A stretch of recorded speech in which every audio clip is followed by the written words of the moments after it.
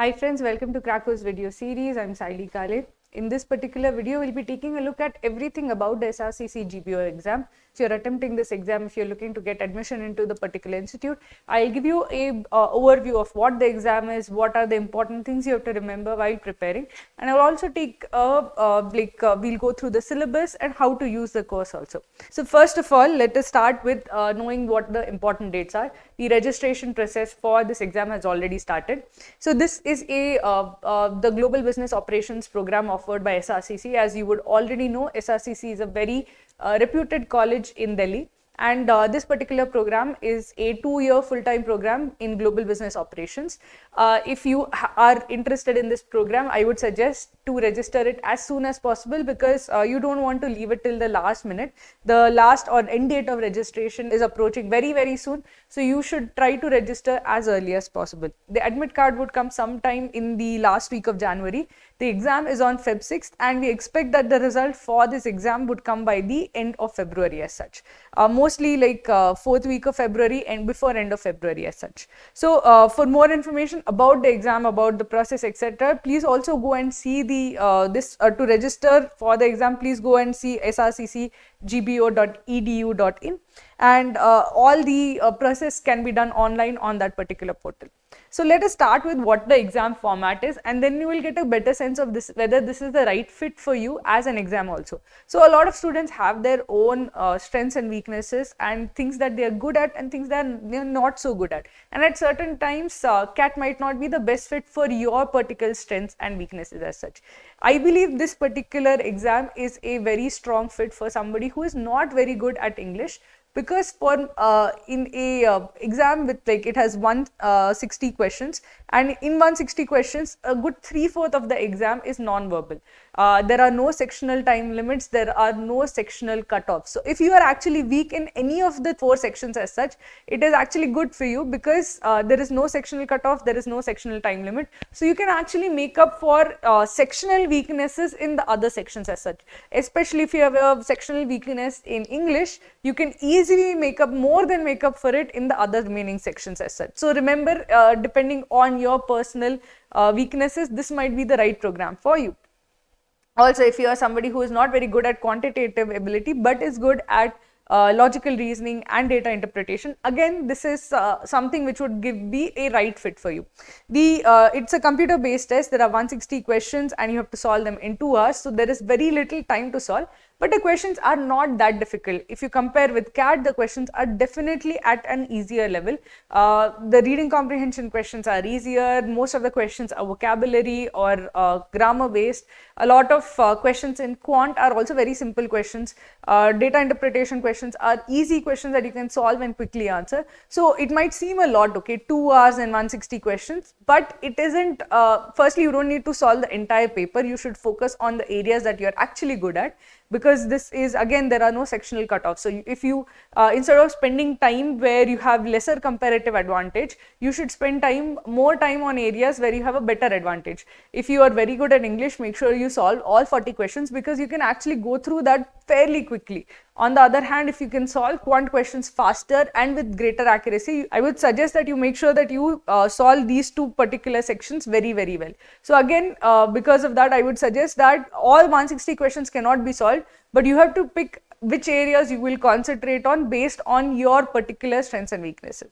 Okay, there is 4 marks for the right question, -1 mark, negative marking for incorrect question. So you have to actually try to hit a good accuracy in these kind of tests. Now let us take a look at what are the eligibility criteria. The eligibility criteria for this particular exam is the same for most exams which are for post-graduation. You need to be a graduate, or you need to with a minimum of 3-year or 4-year degree, or you can be a student in the last year of your graduation. So both of these are allowed. There is a 50% mark cutoff for general category and 45% for the other categories. So therefore, you should at least be a graduate from a recognized university with at least 50% graduation marks. That is the bare minimum that is required. If you are in your last year, even then you can apply for this particular exam. Now let us take a look at the final selection process. This exam the marks of this exam form a very big chunk of your final selection process, because it is 75%. If you're somebody who struggles with personal interviews and group discussion, this is very, very good news for you. In almost every other management institute, personal interviews have a lot of weightage. They have almost equal weightage when it comes to like between personal interviews and the exam.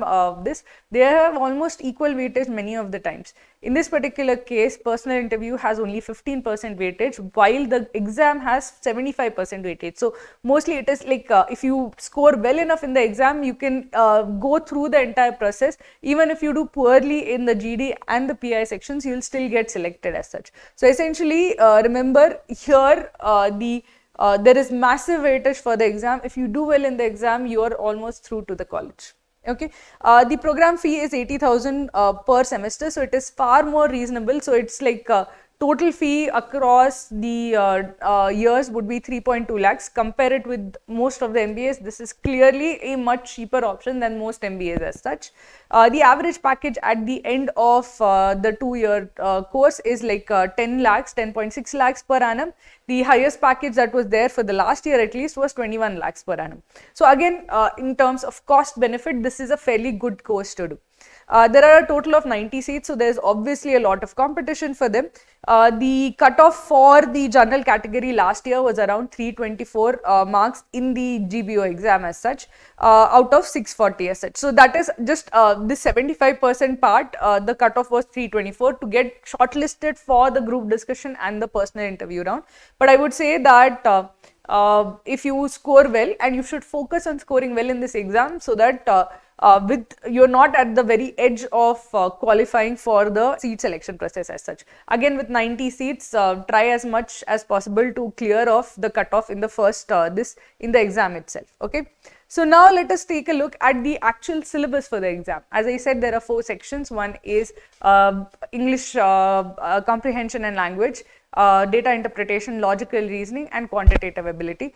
You would already know quantitative ability and English comprehension and this. So logical reasoning and data interpretation, which is generally one section in most of the other exams, has been split into 2 equal sections. So here there is quite a bit of leaning towards the quantitative part, towards the logical reasoning part. If you're good at it, you can do really, really well in this particular exam. So let's first take a look at the English comprehension and language ability section. So there are 40 questions, as you know, 4 marks plus 4 minus 1 marking system. From reading comprehension, you get around 12 questions.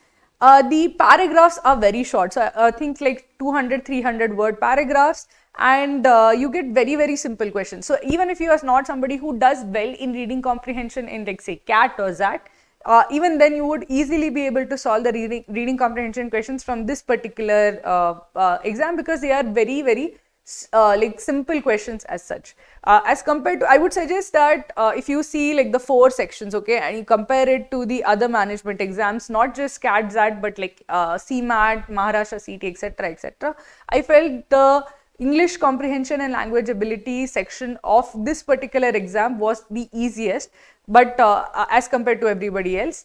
The logical reasoning was at par with most omits, including CMAT, MHCAT. Data interpretation was also at par. Quant I felt was actually slightly tougher maybe than the other exams. So essentially, I would suggest that if you are somebody who actually aces those sections, this is a very good exam for you.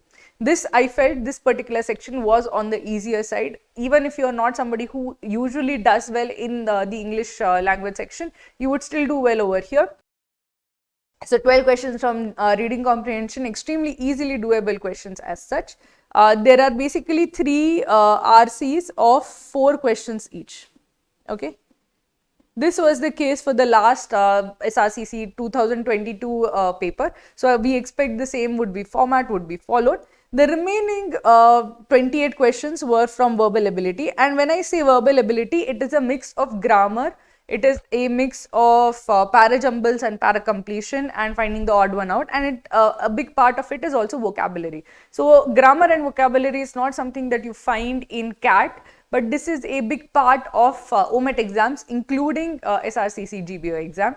So you would find a lot of, I've arranged these in like the decreasing order of weightage. So most of the weightage is given to fill in the blanks kind of questions, and fill in the blanks questions are not just vocabulary based. You will be asked to fill in the blanks with the right idiom or phrase. So an idiom or phrase would be twisted a bit, and you have to identify which is the right idiom or phrase. There are simple vocabulary based fill in the blanks as well. There will be grammar based fill in the blanks, where you have to like select the right tense form of the verb, or you have to select the right verb or the right preposition to follow the given verb as such. So this is essentially a mixture of both grammar and vocabulary concepts. You have the simple parajumbles and odd one out parajumbles questions also. These are on the easier side because you have options given, so it's easier than most of the other parajumbles that you see in other OMET exams. A sentence and error correction is basically you will be asked to find out which part of the sentence has an error. So again, it is on the easier side as compared to like harder sentence correction questions. For example, if you see ZAT, you will have to figure out, in ZAT you have to find out which sentences are grammatically correct or grammatically incorrect, and that is actually a magnitude harder than actually just finding which part of the sentence has an grammatical error. So again, this is a simpler form of sentence correction questions. Vocabulary, antonyms, synonyms, odd one out. These are based on the simple vocabulary concepts of knowing the meaning of the word. In antonym, synonym, you just have to figure out what is the antonyms and synonyms. If you have a good vocabulary, you can answer the question. If you do not know the word, it is difficult to answer the question. Odd one out is also based on antonyms and synonyms only. Basically, 3 words will be synonyms and 1 would be a different word as such. So you have to identify which of the 3 are synonyms, and the 4th one is the odd one out as such. So essentially based on a concept of just knowing the words, knowing a lot of English language words, having good vocabulary. This is something unfortunately that you cannot improve on suddenly, but I would still say that you should definitely go through the questions, because you can answer the questions in less than 10 seconds, and as compared to like questions in quant or anywhere else where you would take a lot of time to answer, these are quick answers. Basically you either know or you don't know. If you know, mark off the question and move ahead as such. There will also be like one-off question on para completion, where a small paragraph is given and you have to select which of the options completes the paragraph correctly. So it is pretty much similar to like the parajumbles and odd one out in a way, where you have to figure out which sentence is logically connected to the last sentence and is in line with the rest of the paragraph as such. So I would say this is a mixture of grammar, a mixture of vocabulary, and some amount of comprehension as such. So in general, I would say this is an easy section. Especially if you are prepared for other OMET exams, you would find this as an easy, not a very challenging section as such. Now let us take a look at the quantitative ability section. I feel the quantitative ability section was on par with most of the OMET exams that we have seen. It follows the same weightage almost, where arithmetic and geometry make a big chunk of the final questions. But I felt that these 3 were almost equally represented. In most other OMETs, what we see is that there's a big chunk of arithmetic, there's a big chunk of smaller chunk of geometry, and the other topics are much lesser as compared to arithmetic plus geometry. But this was not the case over here. Arithmetic questions were similar in number as algebra questions, which were similar in number of as geometry questions, and these form the bulk of the 40 questions that were there. The remaining questions were kind of one-off. These I think together would make like 10 questions. The remaining 30 questions would come from here as such. This would be not 30, maybe 25 questions would come from over here, and the remaining 15 would come from the these kind of areas as such. Number systems, you would get 2-3 questions based on remainder theorems. If you have completely ignored remainder theorems for every other exam, I would suggest that brush up on remainder theory now. At least the basic remainder theorems like Fermat's theorem and Euler's theorem, Euler's totient function, when a number is divided by different numbers, all of those basic theorems you need to revise over here. You will get 2 to 3 questions from remainder theorems. You also see a little number series as such, where suddenly something that seems like reasoning question pops up in a quantitative where you have to find out the missing number of the series, etc. So even those questions are there, like, but 1 or 2 questions of that sort. Probability is also present in this. You will find 2 or 3 questions from probability. You will have some questions from progressions, about 2 or so questions from progressions, and 1 or 2 questions from logarithms. The rest of it is from this particular area. This area is the most important thing that you need to do in this particular section. So focus on arithmetic. So you will get a lot of ratios, averages, time, speed and distance, time and work, profit, loss and interest, mixtures, allegations. All of those questions come quite a bit. Percentages, all of that is very, very important even for this particular exam. Algebra, surprisingly, is about as important as arithmetic in this exam. You will have linear equations, quadratic equation, roots of equations, inequalities, finding the domain and range of functions, finding out what are the real and imaginary roots, etc. So a lot of algebra is part of this. So make sure that you do all of the algebra that is there. You go carefully through the different parts of algebra as such. Geometry and mensuration. Geometry and mensuration, you will have your basic triangles, circles. Triangles and circles do not form a big chunk. They are about as they come as much as like solids come, polygons come. Even coordinate geometry questions come. So it's not like 90 or like 30% is triangles and circles. It's not like that. One of triangles question will come, 2 will come from solids and mensuration, 1 question will come from coordinate geometry. So all of them are very important, especially coordinate geometry. You might have skipped this in your preparation for CAT, but I would suggest that actually look it up. Things like midpoint formula you might not remember, but it is important. Distance formula, midpoint formula, section formulas, all of those are also important from the perspective of this particular exam. So please look that up. Okay, so with that, I would suggest that keep your 70% of the time fixed on this. Then with the remaining 30% of the time, look at all of these parts also, especially time, speed and distance and time and work. And I'll tell you why, because it also appears in another section. This is also very, very important as such.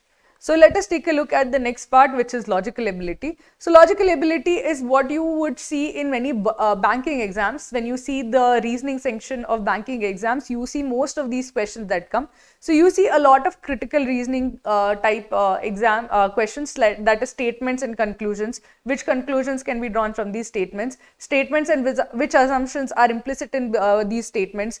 Which would strengthen the conclusion, which would weaken the conclusion? If this is the conclusion, what would be the course of action? So all of these things are the simple critical reasoning questions that come not in like ZAT, sometimes in ZAT, but many times come in banking exams as such. These are on the easier side. They are not very difficult. However, you need to know the format of the question. Once you know the format of the question, these are not that difficult to solve.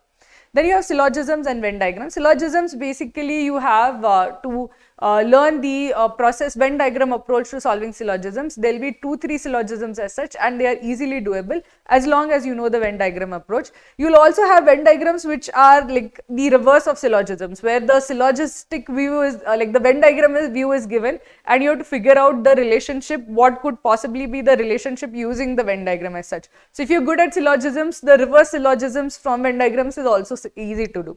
There will be certain visual reasoning things like number series. You have to find a missing number of the series, but sometimes number series comes as part of like a numerical grid. So basically they'll say that okay, a numerical grid like this is given, and you will have to find out the missing number that is in the middle of the grid. So it is part visual reasoning, part numerical reasoning as such. So essentially this is close to many of the questions that actually you see in many of the banking exams. If you're prepared for like say SBI PO mains or IBPS PO mains, you will be more comfortable with many of the reasoning questions that come over here. A lot of questions come from clocks and calendars. Surprisingly, clocks and calendars and time, speed, distance and time and work questions also come over here. So if you are very, very good at this, there are 2 sections where you'll actually find these questions. Clocks and calendars, again, not calendars, but at least clocks works on the same concept of time, speed and distance, especially relative velocity. So if you're good at time, speed and distance, you will find different areas within the this where you can actually use that concept.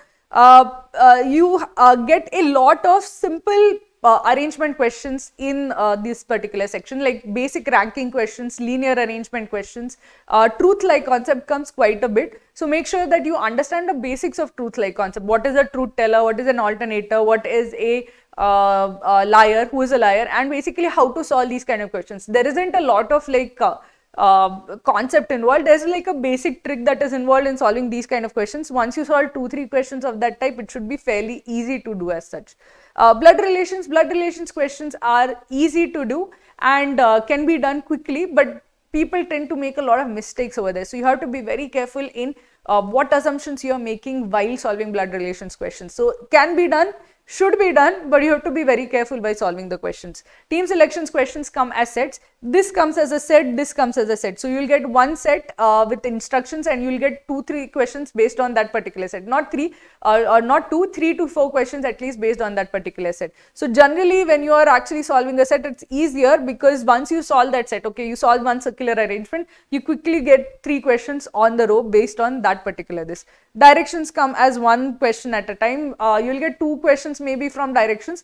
Again, the important areas of this are critical reasoning, syllogisms, I would say basics of time, speed, distance are important, and then this and this are the groups that you have to essentially target. So these will be the group questions. You have to do well in those group questions, and then the individual questions mostly come from these particular topics. If you do well in those topics, you will do well in this particular section. One note of caution that I would tell you about this particular section is, see, 40 questions are there and 160 marks are there in verbal, RC and verbal. 40 questions and 160 marks are there in quant. 40 questions and 160 marks are there in logical ability, and 40 questions and 160 marks are there in data interpretation. And there is no sectional cutoff. So you also should figure out how much time it takes you per question in each of these sections. At times, the amount of time taken per question in like vocabulary based questions is trivial, like it's like 5 seconds, 6 seconds. So those are very, very good questions to attempt. In quant also, you will take 2-3 minutes at times. In logical ability, you can take more than 2-3 minutes. So you have to be very, very careful. Is this worth my time? And if you are not somebody who can solve very quickly, you have to be very careful of understanding of whether is this worth my time or not. Let's take a look at the last section, which is data interpretation. So data interpretation, you get basically 40 questions, that is 10 sets of 4 questions each.